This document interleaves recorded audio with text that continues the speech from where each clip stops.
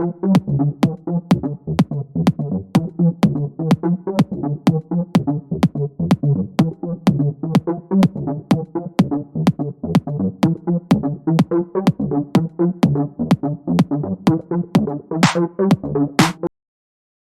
eu vou estar explicando aqui um pouquinho do primeiro experimento, da primeira parte do experimento, em que nós vamos apresentar as bases para comparar depois com o experimento do fio de cabelo. E a primeira comparação que a gente pode fazer é com quando a gente aponta o laser sozinho, sem nenhum filtro nem nada para a parede. E aí nós temos a observação de que nós temos um comportamento pontiforme do laser quando ele atinge a parede. Então ele vai aparecer só um ponto vermelho ali na parede, sem nenhuma caracterização, sem nenhuma alteração de como ele vai se apresentar na parede. Depois a gente pode testar também com a fenda simples, que vai ser apresentada daquele jeito quando nós temos só uma gilete ali. E aí nesse caso a gente pode ver que vai ter uma alteração ali já no comportamento. A gente vai ter o efeito de difração da luz ali no laser que está sendo apontado para a parede. Já se observa alguns padrões ali de máximos e mínimos. Porém, só quando a gente coloca as duas fendas, né, a dupla fenda, que vai ser no caso em que nós temos duas giletes ali, que nós conseguimos observar que realmente, assim, nós temos um comportamento mais próximo do que será observado depois com o fio de cabelo, em que nós temos a formação dos máximos e mínimos, aí bem claramente apresentado, e a gente consegue medir a distância entre eles claramente. E além disso, também dá para perceber que quando nós colocamos a fenda na direção vertical, o laser ele também vai se dividir na direção vertical, e a mesma coisa, quando ele está na horizontal, ele vai se dividir na direção horizontal, que mostra exatamente que é o filtro que causa essa mudança, não é nenhuma outra congestão de ambiente, enfim, nenhuma outra coisa. É exatamente o filtro, a posição em que ele está, que vai variar a questão da dispersão e da difração que vai acontecer da luz.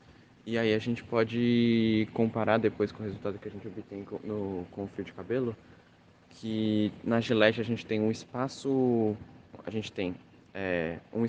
fino, bem fininho, entre as duas Gillettes, que vai causar difração, e no caso do fio de cabelo a gente vai ter o contrário.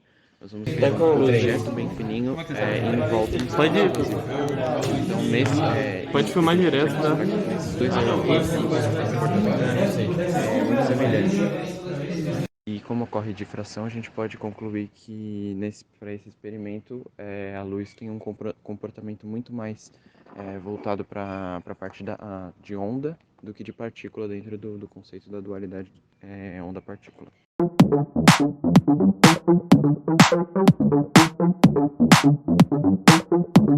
O que foi proposto nesse experimento foi a medição da espessura de um fio de cabelo. Bom, para medir o fio de cabelo, a gente não pode usar instrumentos convencionais, como régua ou paquímetro, pois o fio de cabelo tem uma espessura muito menor do que a incerteza desses instrumentos mais comuns no dia a dia.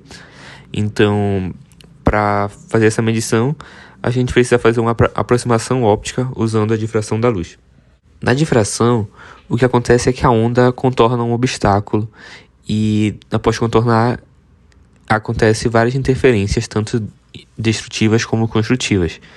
E ela só ocorre quando a onda se choca com esse obstáculo com um tamanho algumas vezes maior que o do comprimento de onda da luz, o que é perfeito para o nosso experimento, pois sabe-se que a ordem do comprimento de onda da luz visível é por volta de nanômetros e do comprimento de fio de cabelo é por volta de micrômetros. Para isso, o que a gente precisa é do próprio laser, que foi fornecido pelo laboratório, o próprio fio de cabelo, um anteparo e um suporte para prender o fio de cabelo. E aí o que a gente precisa fazer é fazer o laser passar através do fio de cabelo, difratando e gerando as franjas de interferência, né, com máximos e mínimos do anteparo. E essas franjas com máximos e mínimos são perceptíveis, pois eles são gerados a partir de interferências, tanto construtivas como destrutivas. E o que a gente tem aqui é o próprio padrão observado pela gente no anteparo. Uma coisa importante se falar é que esse padrão ele varia de acordo com o tamanho do obstáculo. Então, por isso que a gente realmente consegue saber a espessura do fio de cabelo. Se fosse outro fio de cabelo, outro obstáculo na faixa de micrômetros, a gente poderia estimar o tamanho. Aqui a gente tem um esquema mostrando o que acontece basicamente no nosso aparato. E também a fórmula, né, que ela surge a partir de algumas aproximações geométricas e também interpretações físicas do que acontece. A gente tem o L como sendo a distância entre o anteparo e o fio de cabelo, X sendo a distância entre o ponto máximo e a primeira interferência construtiva. Então a gente vai usar o N igual a 1, né, porque isso representa o primeiro harmônico. A gente tem θ como sendo o ângulo tanto do triângulo formado entre X e L e o triângulo formado pela distância do obstáculo. E aí, por algumas aproximações, os dois ângulos são iguais. E é basicamente isso que a gente usa para calcular o tamanho do fio de cabelo.